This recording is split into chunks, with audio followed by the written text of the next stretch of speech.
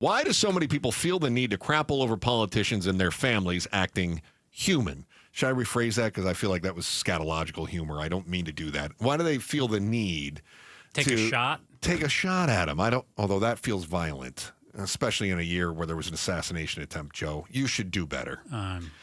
Joe. I realize that the pit of doom that is social media erupted with hate after Tim Walz' neurodivergent son, Gus, was shown at the DNC crying. He saw his dad on stage, and his dad was getting the nomination for vice president of the United States.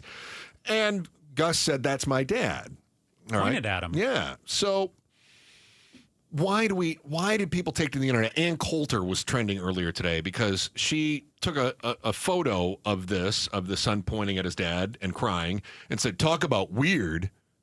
Remember, Tim Walz is the guy that said Trump was weird. Mm-hmm. Mike Crispy, you probably don't know that name. He is the chairman of the America First Republicans of New Jersey. He is a delegate from New Jersey, a businessman, whatever. He posted, "Tim Walz's stupid crying son isn't the flex the left thinks it is.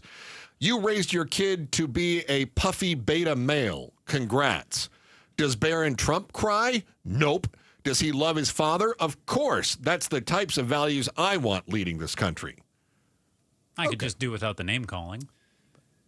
But if that's what he feels, that's fine. That he doesn't want a crier, that's okay. Don't know why you have to call him. But the kid has special needs, yeah, so... I don't like calling him stupid. So the types of values I want leading the country are, what?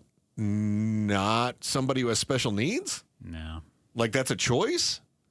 Dinesh D'Souza, you recognize him from his now discredited film 2,000 Mules. The kid might have mental problems, but he's acting just like Tim Walz, so what's Walz's excuse? All right. And then I saw this trending earlier today, hashtag Comrade Kamala, Ann Coulter, Beyonce was trending, and then Chelsea Clinton trending. So it seems like people are going to the internet in order to spew their vile notions of the families and this sort of thing. And I was wondering why we feel the need to do that. Why do you have to be that person? How many times do you have to use the phrase, "Don't be that guy"? But people just line up to say, "I'm going to be that guy." And I realized it's because hating is easy.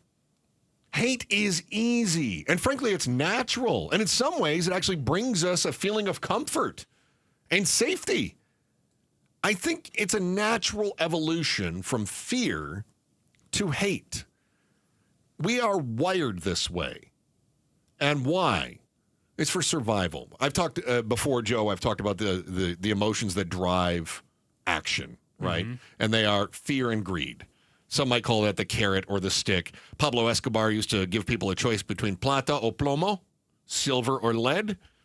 And there's a guy that knew how to weaponize our human instincts, Pablo Escobar. He knew it. And he was a politician too, right?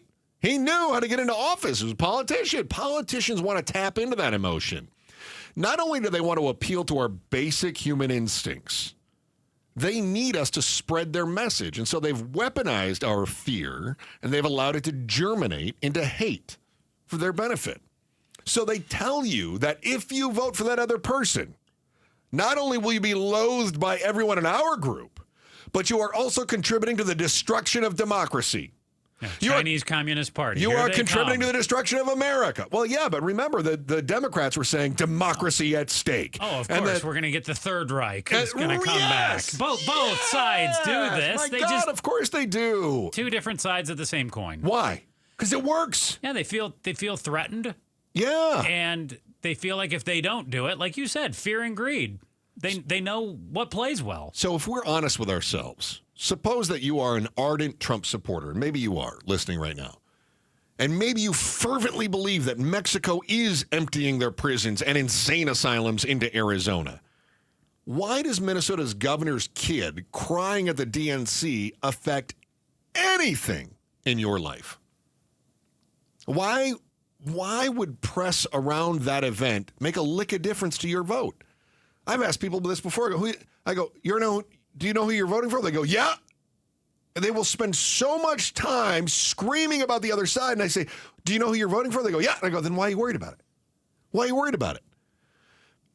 Because I think what happens is we follow that hate, and that fear motivates us. And we want to spread all of that.